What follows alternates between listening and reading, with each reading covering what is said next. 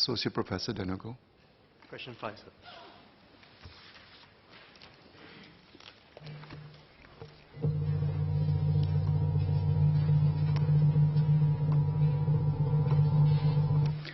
Over the years, MOE has implemented many measures to reduce dropouts post-PSLE. These include different education streams to cater to students with different pace of learning at that age, early interventions at lower primary to help students keep up, and specialized schools, namely Northlight School and Assumption Pathway School, to cater to students who did not qualify for secondary school courses after PSLE. With all these measures, the proportion of P1 cohort who did not progress to secondary education is practically 0%. At the secondary school level, today less than 1% of the P1 cohort did not complete secondary school education, compared to 2% 10 years ago. So it has been halved. The percentage of P1 cohort that progresses to post-secondary education has increased from 90% 10 years ago to 97% now. So the school dropout numbers that the member is asking about is a very small proportion of every cohort.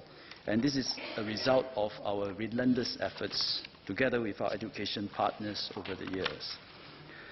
For those who still drop out of school, our teachers actively reach out to them.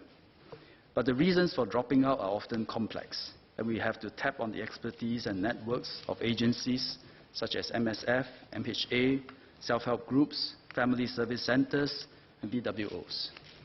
For example, VWOs will engage the out-of-school youths and their families and encourage them to participate in group activities to support their return to school and transit to the next stage of education. As for students who enter the workforce and face employment difficulties, they can tap on support from their alma mater, Workforce Singapore, the CDCs, NTUC's E2I, or the self-help groups. We are also expanding the range of opportunities for upgrading and lifelong learning. MOE does not track students who drop out of school statistically and longitudinally as a group, because different agencies and organizations do come in to support them at different stages of a person's lives. Further, there's always a dynamic churn within the population. Students who drop out after O and N level often move on to upgrade and hold good and stable jobs, while well-educated Singaporeans can also encounter difficult patches due to industry downturns. Associate Professor Denugo. Thank you, Minister.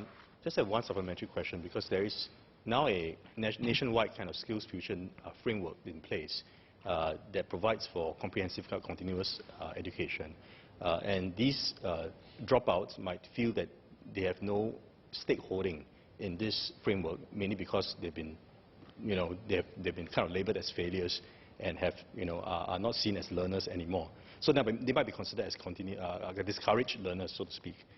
Is there any scope or any specific programs within Skills Future that can reach out to these groups? First, we should really take a firm stand that we should never regard them as failure. Dropping out of school sometimes is owing to family circumstances or personal circumstances beyond their control. So today, our formal education system, whether it's IT, Polytechnic, University, if you drop out for some reason, it will welcome you back. The member may notice last week I announced that we will now also take into account their working experience when we assess the readmission. And that, I think, is a very clear signal. You never drop out. It's lifelong learning, and you're always welcome to come back. And the more you work and treat your work seriously, you actually improve your credentials. So that's the formal education system. But beyond that, the lifelong learning system, we have training providers from the private sector, industry partners, as well as our IHLs, all rolling out new, shorter courses that they can enroll for. And these courses, one of the principles in the design is open accessibility. You should not have to demonstrate that I have achieved certain academic grades in order to enroll for a lifelong learning program. So long as you have the heart, the determination to do it, it should welcome you, and it's also subsidized. So we very much want to make sure all Singaporeans, especially young Singaporeans, continue on a lifelong learning journey.